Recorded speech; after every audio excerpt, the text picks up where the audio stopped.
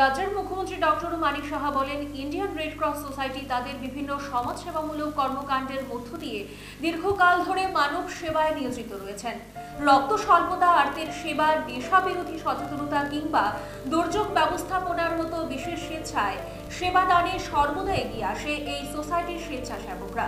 বিশ্ব মানবতাকে বাঁচিয়ে রাখার অঙ্গীকার নিয়ে বিশ্ব রেড ক্রস দিবস উপলক্ষে ইন্ডিয়ান রেড ক্রস সোসাইটি রাজ্য শাখার উদ্যোগে দুদিন ব্যাপী কার্যক্রমের আয়োজন করা হয়। রাজ্যের মুখ্যমন্ত্রী ডক্টর মানিক সাহা দ্বিতীয় দিনে উপস্থিত হয়ে জেলা স্তরের রক্তদান শিবিরের ভার্চুয়াল উদ্বোধন করেন। এদিনের এই অনুষ্ঠানে উপস্থিত ছিলেন সোসাইটির স্বেচ্ছাসেবক সহ উচ্চপদস্থ আধিকারিকরা।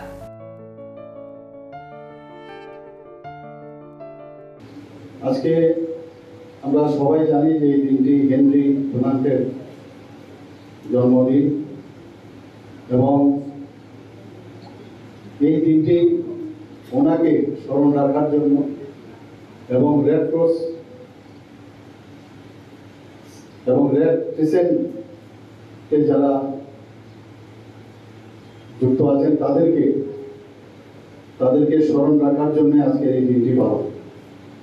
আমরা সবাই জানি যে আজকের যে থিম কিপিং হিউম্যানিটি অ্যালাইভ, অর্থাৎ মানবতাকে বাঁচিয়ে রাখা। নিড অফ দ্য আওয়ার, যেভাবে চারিদিকে মানবতার অবক্ষয় হচ্ছে, আজকে কিন্তু রেড ক্রস সোসাইটির যে আজকে যে দিবস, এখানে বিশ্ব রেড ক্রস দিবস উদযাপন হচ্ছে, তার মাধ্যমে শুধু বিশ্ব রেড ক্রস দিবস উপলক্ষে না, এমনিতেও সব মানুষের কিন্তু এই মানবতাকে বাঁচিয়ে রাখার এই উপলক্ষকে আবার আমাদের মধ্যে স্মরণ রাখার একটা বিশেষ আয়োজন আমি মনে করি। আমাদের এই আন্তর্জাতিক এই সংগঠনটি বিশ্বজুড়েই আমরা এটা আজকে যেটা আমাদের এখানে জেনারেল সেক্রেটারি বলেছেন যে সারা বিশ্বে প্রায় 190টি দেশের উপরে আজকের এই দিনটি পালন করছে এবং 1863 সালে এই সংগঠনটি গড়ে উঠেছিল। এবং আমরা সবাই জানি যে হেনরি ডুরান্টি, উনি ইতালিতে যখন সলফেরিন যুদ্ধ শুরু হয়, সেখানে হাজার হাজার যারা সৈনিকরা যখন আহত হয়, তাদেরকে সাহায্য করতে গিয়ে উনি যখন বুঝলেন যে না, এই ধরনের একটা সংগঠনের প্রয়োজন, তখনই কিন্তু এই সংগঠনের যে প্রয়োজনীয়তা অনুসারে সেটা স্থাপন হয়। এবং আজকে সেই ওনার জন্মদিনকে সামনে রেখে 8ই মে রেড ক্রস সোসাইটি ত্রিপুরা রাজ্য শাখার উদ্যোগে বিশ্ব রেড ক্রস দিবস পালন করছে।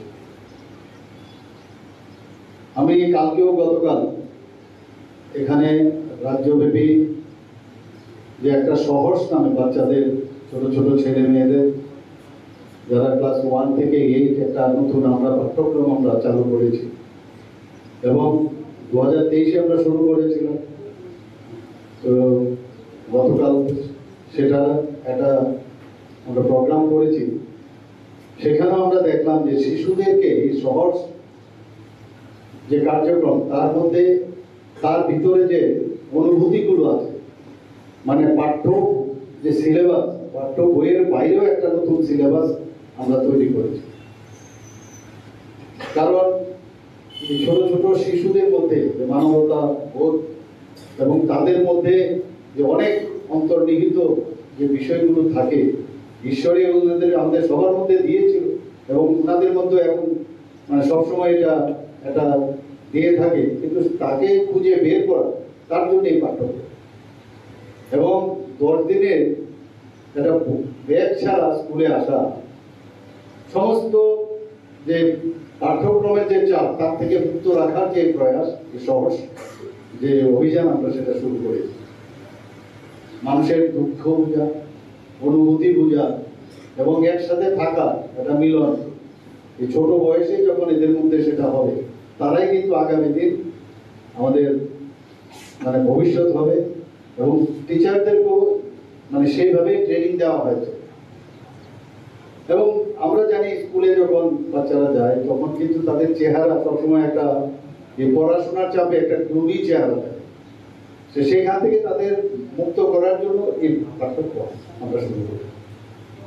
তো আজকে যে মানবতাকে বাঁচিয়ে রাখার যে বিষয়, সেটা তখনই আসবে যখন আমরা ছোটবেলা থেকেই এই শিশুদের তাদের শৈশবকালে যেন শৈশবকালটা যেন হারিয়ে না যায়, সেইগুলো কিন্তু আমরা এই সহজ পাঠ্যক্রমের মধ্যে আমরা সেটা শুরু করছি।